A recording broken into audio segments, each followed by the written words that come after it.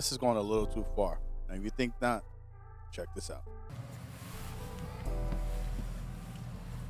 So, this is your cup. Yes, sir. This is my cup. So,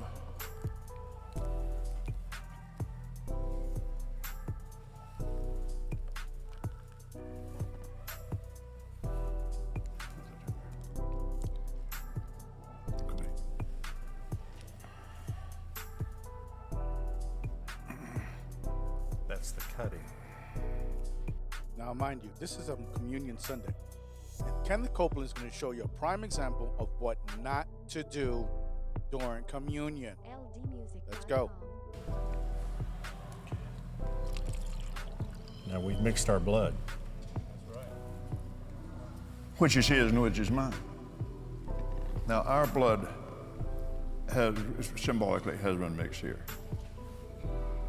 Now, at the communion table, Yes, sir. he said, "This is my blood of the new covenant. All of you drink all of it." Judas had to drink that. Yes, sir. So, now, and I want you to be this way every time you take communion, and you ought to take it a lot. A lot.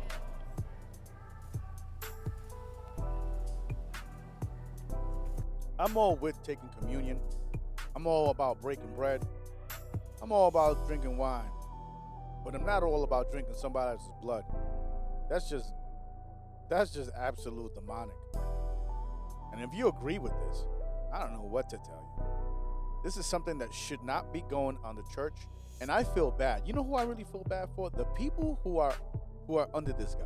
Who's the covering for the like if someone tells me who's your covering, who's over you, and they tell me Kenneth Copeland, that's a problem.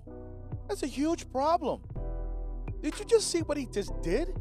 Now people are gonna say what they want to say. But it's not what you think, it's what you can prove. And this, my friend, is straight up heresy. Is in my body. Yes, sir. It's in there.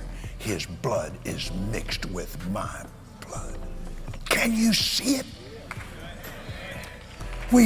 Western people don't know anything about covenant. Eastern people do. For him to explain this in such a way, it's kind of off.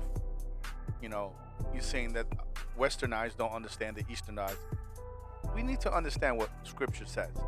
So, we got to understand what the covenant is.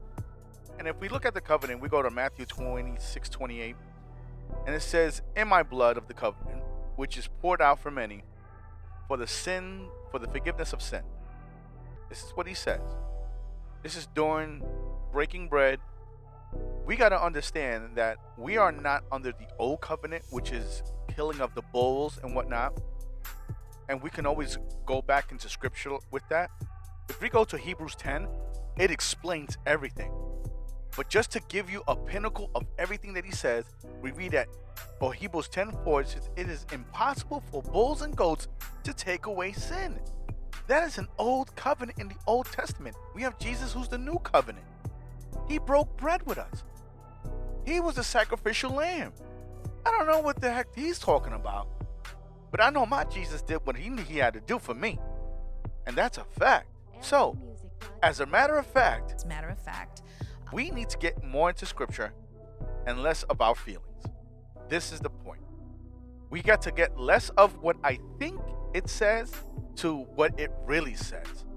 We got to get away from, I know he loves me because he's in my heart, but not reading Scripture for what your heart really is.